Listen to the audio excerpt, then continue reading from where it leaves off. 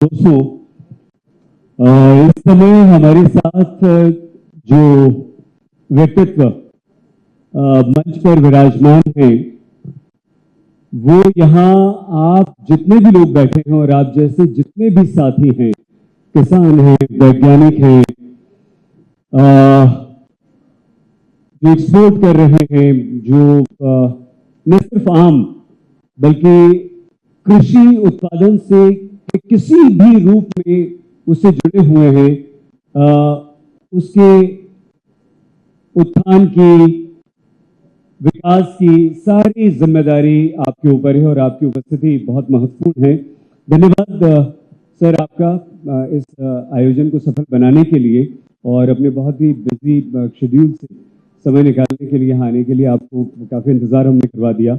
इस समय आप, क्योंकि आज हम आम सभा कर रहे हैं और इस आम सभा का उद्देश्य हमारा ये है कि जितने भी किसान जो आम की पैदावार से जुड़े हुए हैं, बागवानी कर रहे हैं, उन्हें सरकारी योजनाओं का फायदा कैसे मिल रहा है, वो यहाँ जो मौजूद वैज्ञानिक हैं उन लोगों से इंटरेक्ट कर सकें और आपके जो विभाग के वरिष्ठ अधिकारी यहाँ पर आए हैं, आपकी सरकार की योजनाओं को इन तक पहुंचा सके और अगर इनकी कोई समस्याएं हैं तो उनका हम समाधान करने का प्रयास कर सके। इस समय आप अपने किसानों को, और खास तौर से क्योंकि आम सभा है, तो आम के किसानों को क्या कहना चाहिए?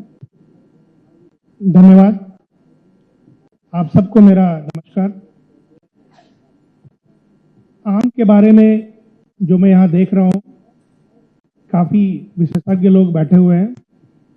वो एग्रीकल्चर मिनिस्ट्री में हॉर्टिकल्चर डिपार्टमेंट के ऑफिसर्स भी हैं और किसानों में बहुत ख्याति प्राप्त कलीमुल्ला साहब जैसे लोग भी यहाँ पर हैं। निसंदेह मुझसे ज़्यादा आप आम के बारे में जानते हैं। मैं आपको दो तीन बातें एग्रीकल्चर, हॉर्टिकल्चर और उत्तर प्रदेश के कॉन्टेक्स्ट में बताना चाहूँगा और उसके बाद एक दो बातें मैं आम के ऊपर आपको बताऊँगा। देखिए, दुनिया में यूपी और हिंदुस्तान ये खेती के लिए ही बना है। जितनी अच्छी खेती का माहौल भारत में और यूपी में है, वो दुनिया के किसी और कोने में नहीं है। मैं आपको दो आंकड़े बताऊंगा। बहुत कम लोगों को पता है कि दुनिया में जो जमीन है उसका सिर्फ 10% एरिया पे खेती होता है। जितना लैंड मास है, जितना अर्थ है, उसके सिर्फ 10% एरिया पे खेती होता है। हिंदुस्तान में ये परसेंटेज 45% है और यूपी में ये 75% है। यूपी की 75% जमीन पर खेती होता है, जबकि दुनिया में ये सिर्फ 10% जमीन पर खेती होता है। एक दूसरा आंकड़ा, खेती में सबसे ज्यादा जरूरी जो इनपुट है वो सिंचाई का होता है। एक ये एस्टिमेशन है कि अगर आप 1 एकड़ किसान के खेत पे सिंचाई की सुविधा पैदा कर दें तो आप एक परिवार को गरीबी से बाहर निकाल सकते हैं। सिंचाई के संबंध में पूरी दुनिया में जो खेती होती है उसका 21% एरिया एशोर्ड इरिगेशन के अंदर है। ये जो एरिया है, परसेंटेज है, अगर आप भारत का देखेंगे तो ये लगभग 55% है। भारत में 55% खेती जो है वो एशोर्ड इरिगेशन के अंदर है। यूपी के कॉन्टेक्स्ट में ये एरिया 86% है, यानी 75% एरिया पर खेती और उसमें भी 86% रकबा सिंचित। ये दुनिया के किसी और कोने में नहीं है। इसीलिए जब भी बात होती है तो मैं कहता हूं कि यूपी तो बना ही है खेती के लिए। सबसे पहले यहाँ खेती शुरू हुई है और सबसे आखिर तक यहाँ खेती होगी। क्लाइमेट चेंज वगैरह जो भी बातें हैं वो अपनी जगह पर हैं, लेकिन यूपी का जो जलवायु है, यूपी की जो मिट्टी है, यूपी में जो ग्राउंड वाटर पानी की अवेलेबिलिटी है, वो दुनिया के किसी भी कोने से ज़्यादा बेहतर है। खेती के लिए ज़्यादा माकूल माहौल है और यही वजह है कि लगभग 15 से अधिक फसलों में यूपी देश में नंबर 1 पे है। ये बहुत कम लोग जानते हैं कि जो देश में गेहूं पैदा होता है उसका 35% गेहूं यूपी पैदा करता है। ये भी बहुत कम लोग जानते हैं कि जो देश में आलू पैदा होता है उसका 35% आलू यूपी पैदा करता है। मटर, गोभी, आम, इस तरह कई फसलें हैं, 15 हैं कुल, जिसमें यूपी देश में नंबर 1 पे है। दूसरी बात मैं आपको ये बताना चाहूंगा कि धान और गेहूं, इनकी खेती करके अब उस तरह का मुनाफा कमाना मुश्किल है जिस तरह की मुनाफा खेती में चाहिए, और खेती से नए लोग जुड़े रहें, इसके लिए जरूरी है कि खेती को एक दूसरे लेवल पे हम लोग ले जाएं। अभी कुछ दिन पहले अरविंद पनगड़िया साहब आए थे, माननीय मुख्यमंत्री जी के सामने एक प्रस्तुतिकरण हो रहा था। उसमें उनकी जो पहली स्लाइड थी, उसमें उन्होंने ये बताया कि लगभग 60% यूपी के लोग खेती में लगे हुए हैं, उनको यहाँ से मैन्युफैक्चरिंग में जाना चाहिए, सर्विसेज में जाना चाहिए। कुछ हद तक वो सही है, लेकिन मुख्यमंत्री जी का ये रिस्पॉन्स था कि जिस खेती की आप बात कर रहे हैं वो अपने आप में अल्टीमेट नहीं है, मतलब बहुत ज़्यादा स्कोप है, बहुत ज़्यादा पोटेंशियल है खेती को एक दूसरे उत्कृष्ट लेवल पर लेकर जाने का। और नए लोगों को खेती से, आपने अगर देखा होगा, कई यूट्यूब वगैरह पे आजकल आते हैं, कितने इनोवेटिव तरीके से नए नए लोग इस पे काम कर रहे हैं। हमने देखा कुछ लोग सिर्फ वर्मी कंपोस्ट बना के लाखों रुपए कमा रहे हैं। वो एक खेती का इनपुट तैयार करना एक जैसा हुआ वो, और खेती में कुछ लोग मशरूम की खेती कर रहे हैं और 5 करोड़ 6 करोड़ रुपए तक की आमदनी कर रहे हैं। हमने सुना है सहारनपुर में एक जनाब का आम का बाग है, वो हर साल 5 करोड़ का आम बेचते हैं। एक तरफ तो खेती का ये लेवल है, ये स्टैंडर्ड है। आप लोगों ने सुना होगा बाराबंकी में एक फिशरीज का, वो मतलब जो उनके यहाँ करीब 1.5 या 2 एकड़ में उन्होंने बना रखे हैं पॉन्ड, और वो लगभग 1 करोड़ की मछली साल में बेचते हैं। तो खेती को हम इंटेंसिफाई कर सकते हैं, एक बहुत ही अच्छे लेवल पर ले जा सकते हैं, लेकिन जरूरी है कि अब फूड क्रॉप्स के साथ हॉर्टिकल्चर का, फलों का, सब्जियों का, फूलों का, पिशीकल्चर, गोटरी, इनकी खेती को हम बढ़ाएं और साथ में किसान की आमदनी बढ़ाने में यह मदद कर सकता है। अभी मैं आया तो एक बात हो रही थी कि आम की जो मिल रही है कीमत, वो महाराष्ट्र या आंध्रा का जो आम है उसको बहुत ज़्यादा मिलता है। मैं आपको ये बताऊं कि आम का प्रोडक्शन लगभग 12.5% यूपी करता है, लेकिन एक्सपोर्ट उतना नहीं है। एक्सपोर्ट सारे साउथ से होते हैं। एक्सपोर्ट की क्वालिटी जो आम की चाहिए वो अलग तरह की होती है, लेकिन इसका ये मतलब नहीं कि उनका आम यहाँ से बेहतर है। आम की क्वालिटी, आम का फ्लेवर, आम का टेस्ट आज भी जो यूपी का है वो बेस्ट है, लेकिन एक्सपोर्ट के ऊपर डिपेंड करता है कीपिंग क्वालिटी कितनी है, 30 दिन उसको टिका रहना चाहिए। अभी तक पूरे हिंदुस्तान से ज़्यादातर एग्रीकल्चरल कमोडिटी जो एक्सपोर्ट होती हैं, वो जो जहाज है, पैसेंजर प्लेन है, उसी के बेली में रख के बेचते हैं हम लोग। कोई कार्गो प्लेन लेकर एक्सपोर्ट नहीं करता है। अगर हम एग्रीकल्चर को उस लेवल पर ले जाना चाहते हैं, वहाँ देखना चाहते हैं, तो ज़रूरी है कि हम लोगों के यहाँ से पूरी प्लेन कार्गो की एग्रीकल्चर के फसलों को, हॉर्टिकल्चर के फसलों को लेकर यूरोप और इस तरह के मार्केट्स में जाए। डॉक्टर हॉर्टिकल्चर बता रहे थे, अभी मंत्री जी और कुछ किसान साथियों को रशिया भेजा गया था 2-4 महीने पहले। वो कुछ आम लेकर गए थे, 1 या 2 क्विंटल लेकर गए थे, और वो बता रहे थे कि लोग 800 और 1000 रुपए किलो खरीद रहे थे उनसे, और घंटे भर में उनकी पूरी बिक गई वहाँ। यानी वहाँ पहुँचने और पहुँचाने की बात है, एक लॉजिस्टिक की बात है कि कैसे हम लोग उस व्यवस्था को बनाएं। तो मेरा यही कहना है कि खेती को डाइवर्सिफाई करने की ज़रूरत है, फ्रूट्स और वेजिटेबल के कल्टीवेशन को बढ़ाने की ज़रूरत है, और इंफ्रास्ट्रक्चर सबको बनाने की ज़रूरत है। साइंटिस्ट को ऐसी वैरायटी देनी है, ऐसी टेक्निक देनी है कि 30-35 दिन का जो ट्रेवल टाइम है उसमें फसल खराब ना हो। गवर्नमेंट को इस तरह के इंफ्रास्ट्रक्चर क्रिएट करने हैं कि रेफर वैन हो, पैक हाउसेज हो, टेस्टिंग की फैसिलिटी एक जगह हो।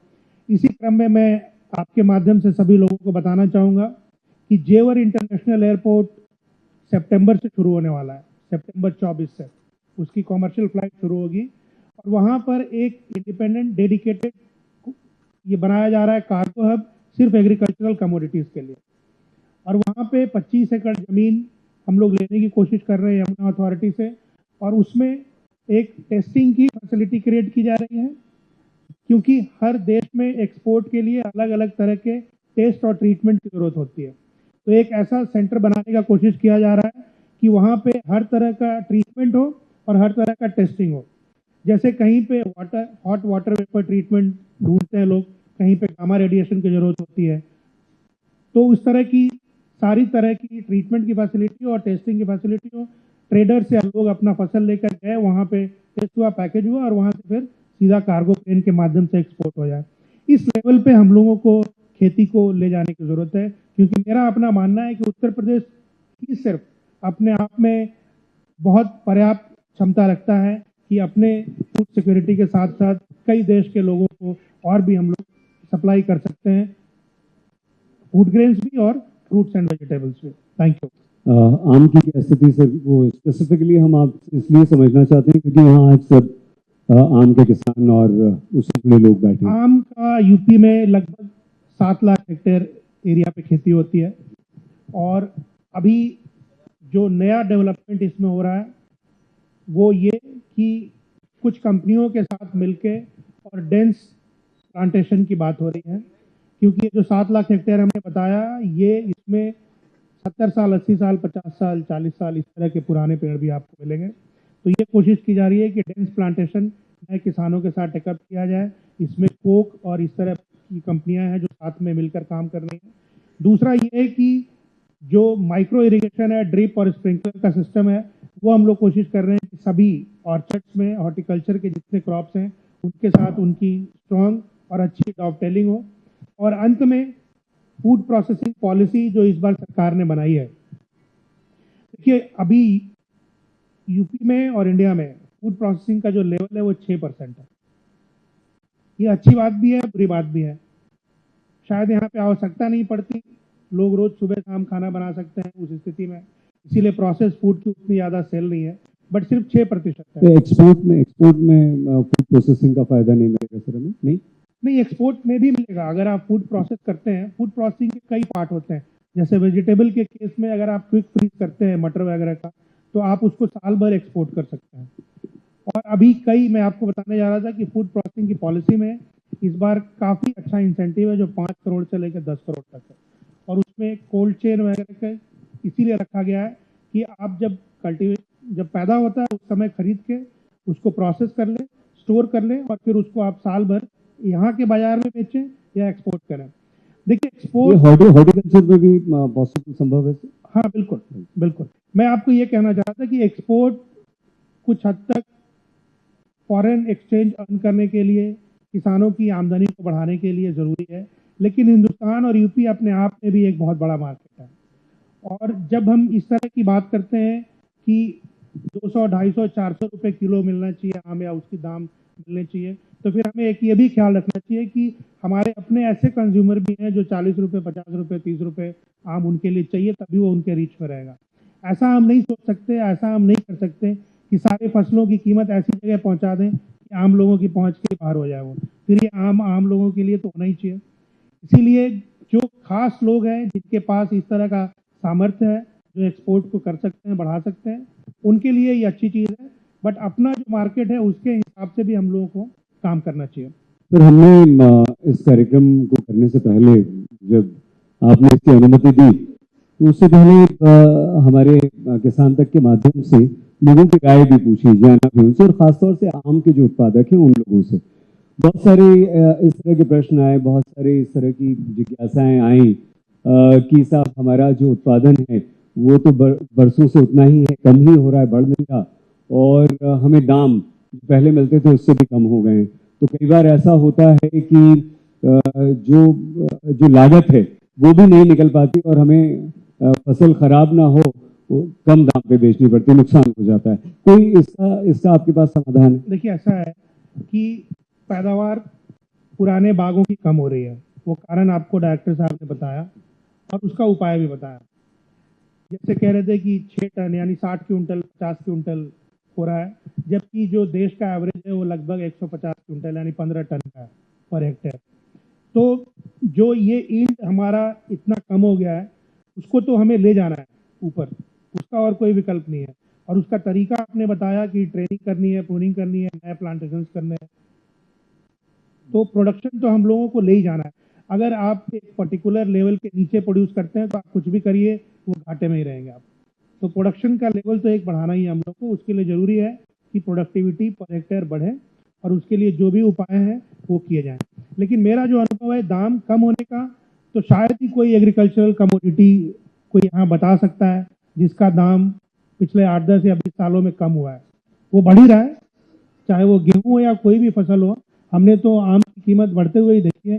पहले तो 50 में से 1 रुपये किलो भी आम मिलता था, अभी कहीं मिलता है 1 रुपये किलो आम? तो हर फसल की कीमत बढ़ रही है। ये दूसरी बात है कि अगर आप उसको कंपेयर करें कि डीएपी का रेट किस रेट से बढ़ रहा है, बाकी चीज़ों का रेट किस रेट से बढ़ रहा है, तो ये हम जरूर मानते हैं कि एग्रीकल्चरल कमोडिटी का रेट उस हिसाब से नहीं बढ़ पाता है, क्योंकि उसमें एक अफोर्डेबिलिटी की भी एंगल रहती है कि वो कंज्यूमर के रीच में रहे। और उसको रखने के लिए गवर्नमेंट की कई जो पॉलिसीज़ हैं, इरिगेशन फ्री ऑफ कॉस्ट है, बिजली खेती में जो प्रयोग हो रही है उसको गवर्नमेंट माफ़ कर रही है। इन सब के पीछे सोच यही है कि किसान को भी फ़ायदा हो, लेकिन चीज़ें जो है जो प्रोड्यूस है वो आम लोगों की रीच में रहे। और आज भी हिंदुस्तान में, दुनिया के किसी भी कोने में चले जाइए, यहाँ हर तबके के लोग जी सकते हैं, खा सकते हैं, यानी खाने की चीज़ें उनकी पकड़ में है, उनकी रीच में। सर एक जो इस कार्यक्रम से पहले जो रिसर्च टीम हमारी उसने जो आंकड़े दिए, उसमें अगर मैं गलत हूँ तो प्लीज आप ठीक कर दीजिएगा। उसमें ये था कि आम का, या पर्टिकुलरली मैं आम की बात कर रहा हूँ, उसका जो उत्पादन क्षेत्र है वो 11.5 से आपने 16% बढ़ाने का लक्ष्य रखा है 2027 तक। क्या ये सच है? और अगर है ये तो कैसे संभव होगा? ये सही है। और जैसा मैंने बताया कि नए प्लांटेशंस टेकअप करने का एक टारगेट रखा गया है, और वो सारे डेंस प्लांटेशन में, मतलब 80-90% ये रखा गया है कि डेंस प्लांटेशन करके और उसको बढ़ाया जाए। एक इसमें गवर्नमेंट की सोच ये भी है कि हम लोगों को पेड़ बढ़ाने की ज़रूरत है, और हमारे पास उस तरह के फॉरेस्ट के एरियाज नहीं है। तो हमारे यहाँ जो भी पेड़ का कवरेज बढ़ेगा वो किसान की खेत पे ही बढ़ेगा। तो 2 तरीके हैं, एक तो किसान की मेड़ पे बढ़े, उसमें आपके पॉपुलर यूकलिप्टस आ सकते हैं, और किसान के खेत में बढ़े जिसमें आपके ये आम, अमरूद और इस तरह के फसल ही आ सकते हैं। तो ये गवर्नमेंट ने एक टारगेट रखा है। लेकिन मैं आपको बताऊं कि इस तरह की फसलों की तरफ ले जाने के लिए, आम, अमरूद या इस तरह बगीचे की ओर ले जाने के लिए छोटे किसानों को प्रेरित करना मुश्किल होता है, और उनके सामने मुश्किलात भी होते हैं। अगर किसी के पास 1 एकड़ 2 एकड़ है, 85% से ज़्यादा किसान यहाँ पे मार्जिनल फार्मर है। तो छोटे जिनके पास रकबा है उनको आप कहिए कि आप चलिए आम लगाइए, अमरूद लगाइए, तो उनको थोड़ा मुश्किल होता है, क्योंकि इनसे प्रोडक्शन जो है वो 5 या 6 साल के बाद आता है। तो 4-5 साल तक सस्टेन करना इंटरक्रॉपिंग के साथ या कुछ और करके, ये थोड़ा उनको मुश्किलात होते हैं। तो ये जो टारगेट रखा गया है वो चैलेंजिंग है यूपी के कॉन्टेक्स्ट में, जहाँ जमीन छोटी होल्डिंग के हैं, किसान ज़्यादा अभी भी आप देखेंगे कि गेहूं धान उनकी तरफ रहते हैं, और वो उनकी जो चॉइस है ये इकोनॉमिकल चॉइस है, ऐसा नहीं कि वो रैशनल नहीं है, उसमें एक बहुत अच्छी रैशनैलिटी है। और इसीलिए इन परिस्थितियों में उनको बगीचे की तरफ, नए बगीचे की तरफ शिफ्ट करने में दिक्कतें हैं। लेकिन कोशिश सरकार की कि ज़्यादा से ज़्यादा लोगों को प्रेरित किया जाए इसके लिए। सर हमारे इस कार्यक्रम का उद्देश्य ये भी था कि एग्रीकल्चर, हॉर्टिकल्चर के वरिष्ठ अधिकारियों से तो किसानों का सीधे संवाद करवा दिया जाए, हाँ, वैज्ञानिकों से, कृषि एक्सपर्ट्स, एक्सपोर्टर्स से उन्हें मिलवा दिया जाए, ताकि यहाँ आकर कुछ फायदा भी मिले। लेकिन अभी तक जो जिन एक्सपर्ट्स से हमने चर्चा की उसमें जागरूकता एक बड़ा मुद्दा आ रही है। आपकी योजनाएं क्या किसानों तक, छोटे किसानों तक, मझोले किसानों तक पहुंच पा रही है? क्या उन्हें पता है कि सरकार क्या उन्हें सुविधाएं दे रही है, क्या सब्सिडी मिल रही है? ऐसा है कि ये बातें कहते हैं लोग, लेकिन खेती करने वाले भी 100 साल से खेती कर रहे हैं, और डिपार्टमेंट्स भी 70 साल से वही काम कर रही हैं, वही काम कर रही हैं। तो इसमें जागरूकता की जो बात है वो आज की तारीख में और आज की स्थिति में, जबकि तमाम तरह की इंफॉर्मेशन आपके सिर्फ इंटरनेट पे ही अवेलेबल है, तो जागरूकता इस हिसाब से ऐसा नहीं है कि अगर कोई किसान किसी चीज़ के बारे में जानना चाहता है, समझना चाहता है तो मुश्किल है, ऐसा नहीं है। ये लोगों को जागरूक होने के लिए मेरे हिसाब से और जो मेरी समझ है, उनकी एक आर्थिक स्थिति भी उस तरह की होनी चाहिए। आपके पास कुछ पैसा सरप्लस आता है, फिर आप अगले स्टेप पे सोचते हैं कि हम आगे ये कर सकते हैं, कुछ कर सकते हैं, फिर आप कुछ और अपॉर्चुनिटी तलाशना शुरू करते हैं। तो जैसा मैंने बताया कि हम लोगों को, अपने किसानों को, जो majority small and marginal farmer हैं, उनको उस कंडीशन में लाने की ज़रूरत है कि उनके पास उस तरह का इकोनॉमिक सरप्लस जनरेट हो, और फिर वो कुछ और नए एवेन्यूज़ और अपॉर्चुनिटीज़ की बात करें। वो इकोनॉमिक्स एक इम्पॉर्टेंट चीज़ है, वो ज़्यादा महत्वपूर्ण है। जागरूकता, जानकारी का अभाव मेरे हिसाब से आज की तारीख में वो लिमिटिंग फैक्टर नहीं है। यहाँ बहुत से किसान बैठे हुए हैं, वो हम लोगों से ज़्यादा जानते हैं, हमारे ऑफिसर से ज़्यादा जानते हैं। और किसानों की मैंने एक चीज़ देखी है कि वो देख कर ज़्यादा सीखते हैं। आप उनको बताते रहिए, वो नहीं सुनेंगे आपकी बात। इसीलिए सरकार डिमॉन्स्ट्रेशन के प्लॉट्स भी लगाती है, वो देखते हैं किसान तो समझ जाते हैं। मैं आपको एक बहुत ही इनोवेटिव जो काम हुआ है उसका एक एग्जांपल दूंगा, लोग कैसे देखते और सीखते हैं। एक कर्नल देसवाल हैं बुलंदशहर में, वो आर्मी के ऑफिसर हैं। वो 10-12 साल पहले बुलंदशहर में आए और उन्होंने गाजर की खेती शुरू की और कुछ एक्सपेरिमेंट्स किए उन्होंने। उसके बाद उन्होंने सेटल किया कि मैं गाजर की खेती करूंगा, और फ्रांस से वो लोग गाजर का सीड मंगाते हैं। शुरू में 8-10 साल पहले जब शुरुआत की, कुछ लोग जुड़े थे। आज की तारीख में लगभग 10,000 किसान तो गाजर उगा रहे हैं। हाँ, सिर्फ गाजर उगा रहे हैं, और सारे लोगों के गाजर की सीड वो फ्रांस से मंगा के दे रहे हैं। और पूरे हर 10,000 किसानों को क्या ऑपरेशन करना है, पेस्टिसाइड का स्प्रे होना है, वीडिंग करनी है, तो इनकी टीम जाती है। अब जैसे आपके पास 1 एकड़ जमीन है, आपको स्प्रे करना है इंसेक्टिसाइड, तो आप किसी को ढूंढ के लाएंगे तो 1 घंटे में कर लेगा, उसके बाद काम खत्म हो जाएगा। अब ये पूरा 10,000 किसानों के लिए टीम जाती है, सबका स्प्रे करती है, और सबका कंप्यूटर में इन्होंने रिकॉर्ड रखा हुआ है। आपके खेत में 1 एकड़ किया तो 100 रुपये माइनस कर देते हैं, और 100% प्रोड्यूस आपका वो खरीदते हैं, और फिर जितना उन्होंने खर्च किया उसको माइनस करके आपको वो पैसा देते हैं। और बहुत बड़ा उन्होंने कोल्ड चेन स्टैब्लिश कर रखा है, वहाँ स्टोर करते हैं। और आप कभी जाकर देखिए, रोज 200 महिलाएं वहाँ काम करती हैं, और वो गाजर निकलता है उनके कोल्ड स्टोरेज से, वॉशिंग होती है, क्लीनिंग होती है, और यहाँ से लेके कन्याकुमारी तक गाजर जाता है। मतलब आज की तारीख में पूरे हिंदुस्तान में गाजर का क्या रेट होगा, ये वो किसानों का समूह तय कर रहा है। तो इस तरह के भी इनोवेशन और इस तरह के काम भी हो रहे हैं। नहीं, बड़ी बात है। ऐसा आमतौर पर बहुत कम होता है सर, कि प्रत्यक्ष आपके आपके विभिन्न विभागों के माध्यम से, आपके अधिकारियों के माध्यम से आपकी योजनाएं तो किसानों तक पहुंच जाती हैं, उनकी बातचीत हो जाती है। आपका सीधा संवाद ये बहुत कम होता है, ऐसे अवसर बहुत कम मिलते हैं। आज हमारे इस मंच के माध्यम से यहाँ जितने किसान मौजूद हैं उन्हें, और हमारे टीवी के माध्यम से जहाँ तक आप पहुँच रहे हैं, हम लाइव दिखा रहे हैं किसान तक, पर आप क्या कहना चाहेंगे अंत में चलते चलते? मैं अपनी उसी बात को दोहराना चाहूँगा कि किसान भाई को आमदनी बढ़ाने के लिए बहुत ज़रूरी है कि फूड क्रॉप्स के साथ वेजिटेबल, फ्लावर और हॉर्टिकल्चर की तरफ आएँ, फिशरीज की तरफ आएँ, गोटरी की तरफ आएँ। दूसरी बात मैं ये कहना चाहूँगा कि ऐसा नहीं है कि हम लोगों की बात या हमारे ऑफिसर्स या साइंटिस्ट की बात किसानों से कम होती है, अक्सर होती है। यूपी में एक बहुत अच्छी प्रथा है, खरीफ गोष्ठी और रबी गोष्ठी, जो देश में कहीं नहीं है। और इसमें हर मंडल में ऑफिसर्स जाते हैं साल में 2 बार, और हमने देखा है कि बहुत ही महत्वपूर्ण सुझाव किसानों के आते हैं। हर बैठक में लगभग 1000-2000 किसान आते हैं, और सारे दिन वह बैठक चलती है, जिसमें इनपुट के प्लेसमेंट की क्या स्थिति है, किसानों को क्या समस्या है, और उस पर सरकार क्या कर सकती है। इन सब चीज़ों को कंपाइल किया जाता है, और फिर उस पर सरकार की ओर से डिसीजन लेते हुए एक्शन किया जाता है। ये आपके माध्यम से एक और मौका मिला है किसान साथियों से बात करने का, तो मैं उनसे यही कहना चाहूँगा कि अगर आप 365 दिन में 300 दिन काम करते हैं, तो जाहिर है आपकी आमदनी उससे ज़्यादा होगी जो सिर्फ 100 दिन काम करता है। अगर आप गेहूं और धान की फसल लगाते हैं, तो हमने देखा है कि किसान 100-125 दिन अपने खेती में इंगेज रहता है। लेकिन अगर आप वेजिटेबल, गोटरी, डेयरी, इन सब चीज़ों में जाते हैं, तो फिर आप 365 दिन इंगेज रहते हैं। और ये सिंपल प्रिंसिपल है, अगर आप 365 दिन में 365 दिन काम करते हैं, तो आपकी आमदनी ज़्यादा होगी। अगर आप सिर्फ 100 दिन काम करते हैं, तो आमदनी 1/3 होगी। Thank you. बहुत धन्यवाद सर।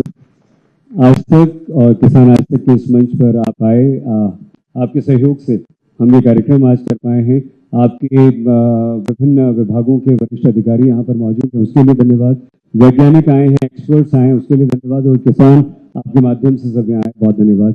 हमारे इस कार्यक्रम में आने के लिए, अपना समय निकालने के लिए पूरी टीम की ओर से आपका बहुत धन्यवाद। जोरदार तालियों के साथ मनोज कुमार सिंह जी का धन्यवाद कीजिए। धन्यवाद किसान तक की पूरी टीम की ओर से आपको धन्यवाद। और आपसे गुजारिश है कि थोड़ी देर के लिए स्टेज पर बने रहें। हम ICAR और CISH और किसान तक की ओर से कुछ प्रगतिशील किसानों को आपके द्वारा सम्मानित करना चाहेंगे। मैं स्टेज पर सबसे पहले बुलाना चाहूंगी माधवेंद्र सिंह जी, प्रगतिशील किसान। स्वागत है आपका स्टेज पर।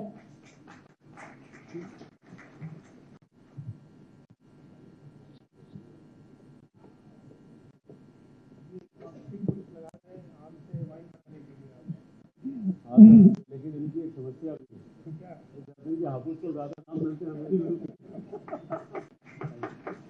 हमारे दूसरे किसान हैं सतीश कुमार सिंह, प्लीज स्टेज पर आए। किसानों के लिए तालियां बजती रहनी चाहिए। ये वही किसान है जो बाकी किसानों के लिए एक रोल मॉडल बन के तैयार हो रहे हैं।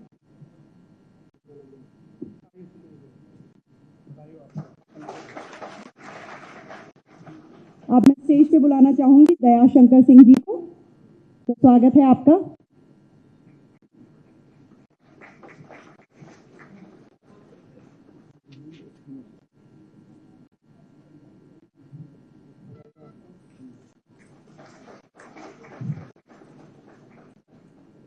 हमारे अगले किसान हैं उमंग गुप्ता।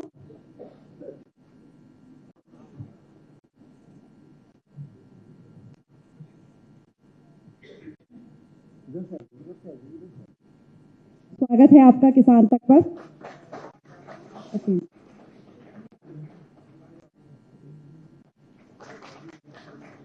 और हमारे किसान साथी उपेंद्र कुमार सिंह जी को मैं एक बार स्टेज पर बुलाना चाहूंगी। सर स्वागत है आपका।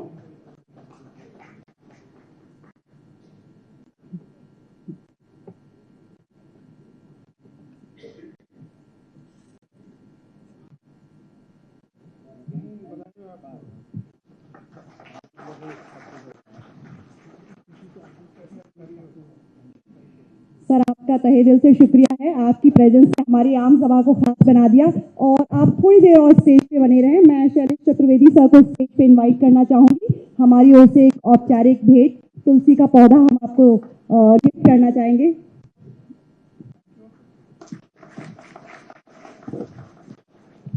एक सेकंड और आपको कष्ट देंगे। आपके एक आदेश की बड़ी तारीफ हुई है अभी यहाँ पिछले सेशन में।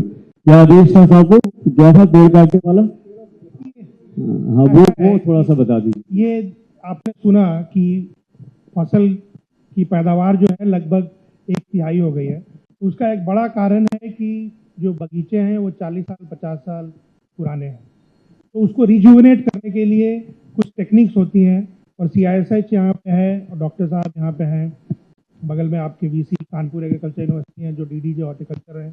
तो इन लोगों ने कई टेक्निक्स ईजाद की है, बनाया है कि आप इस तरह के जो सेनाइल ऑर्चर्ड्स हम लोग कहते हैं, पुराने ऑर्चर्ड्स, उनको कैसे रिजुविनेट करें। तो उसमें जनरली ट्रेनिंग, प्रूनिंग यानी टर्शरी ब्रांचेस को काटने का होता है। कई फसलों में तो आपने देखा होगा हर साल काटते हैं लोग, जैसे सहजन वगैरह में। उसी तरह इस आम के लिए है। तो पहले ये काम करने के लिए किसानों को फॉरेस्ट वाले तंग करते थे, पुलिस वाले तंग करते थे या परमिशन की बात करते थे। तो ये एक आदेश उद्यान विभाग ने जारी किया है और फॉरेस्ट के एडिशनल चीफ सेक्रेटरी को और सभी लोगों को, पुलिस के लोगों को भेजा है कि किसान टर्शरी जो टहनियाँ हैं उनको वो काट सकता है, उसको किसी की इजाज़त की ज़रूरत नहीं है। और कोई भी आदमी फॉरेस्ट के किसी कर्मचारी को या पुलिस को किसानों तक नहीं भेजेगा इस बात के लिए कि उसने क्यों काटा है। तो ये एक आदेश जारी किया गया है।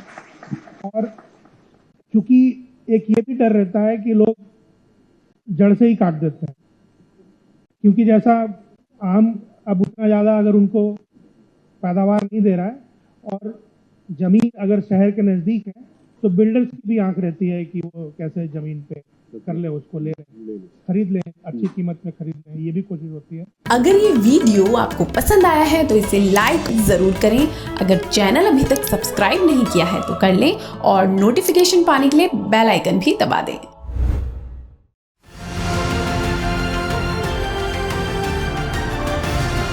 किसान तक खाना है तो उगाना है, किसान तक खाना है तो उगाना है, किसान तक खाना है तो उगाना है, किसान तक खाना है तो उगाना है, किसान तक खाना है तो उगाना है, किसान तक खाना है तो उगाना है।